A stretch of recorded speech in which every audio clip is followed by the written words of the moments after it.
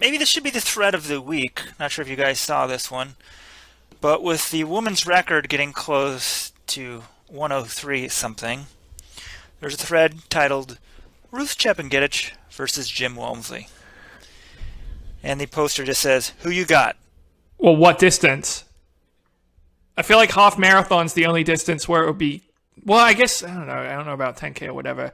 I'm taking Jim in a full marathon, and certainly anything beyond that. But I still. It's hard for me not to think that Jim could just sort of sit and kick on Cheptngetich in a half marathon, and maybe that's just. Feel free to call me sexist, but I'm taking Jim Walmsley. It's a joke. It's disrespectful to Jim Walmsley. Well, his half marathon personal best is 64 flat, and hers is 64:02. Now, granted, last year Jim ran, he ran 62:14 on a short course, which is probably, I think it was about worth sub 63. So, again, that's why I'm going with Jim. But this is why the debate is, because his half marathon PB is 1 second faster than hers. His half marathon PB was run. He hardly ever runs the half marathon. A, B, it wasn't run in super shoes. C, get back to me when she runs a 13:52 5,000 like he did in college. D, his marathon PR is a ton better than hers at 2:15:05 on a hilly Atlanta course. So this is a joke. I can't.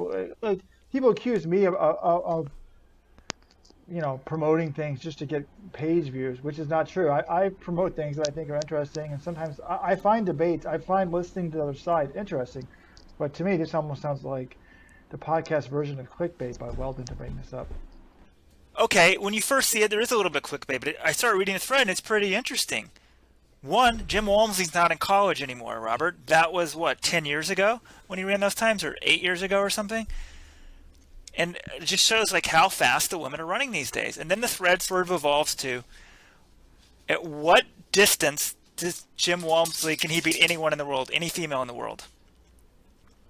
And you guys are already saying, I think he beats, it's weird, because I think, 10K for sure he beats him for whatever reason. But you think the longer distance would help him, and people go all the way back to someone says Semenya would beat him. And I'm like, he's got Semenya for sure. And then someone's saying, the 1500 he would lose. And this guy was nearly a sub 4 minute mile. So it becomes very hard. You almost need to be somewhat specialized to make sure that a professional men's runner who's very good, very popular in Let's Run, could beat some of these women. You can't be that far off your game. But you're sort of assuming Semenya. I think Semenya at a peak probably could beat him in an 800, because you're talking about look, Jim Walmsley in college. Yes, Jim Walmsley in college I think will beat Semenya. Jim Walmsley now training for 100K races or for comrades or UTMB, all that sort of stuff.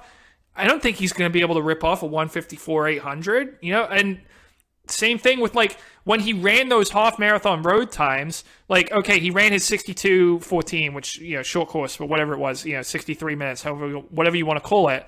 He was preparing to run the Olympic marathon trials. He was training like a marathoner. And if you just pluck Jim Walmsley now, or Jim Walmsley in the summer when he's training for Western States or UTMB, and put him in a fast, flat half marathon, he's probably not in that same kind of shape. And I think it could be closer. I'd still give him the nod, but it kind of depends. They're training for such drastically different events. That's why I do think it is a somewhat interesting debate to have. Yeah, so much sport is about debate. And the post inside of the thread was by supporting club member John Wesley Harding. And the actual question was, is there any distance of 800 and up that Walmsley wouldn't beat the best woman in the world after 4 to 5 months of specific training?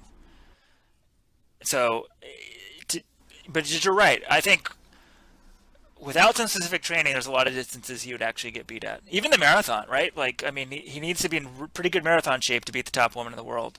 So that's where Harding said. He said, even with specific training, I think Walmsley in 2019 form would likely beat him at 800. That's it.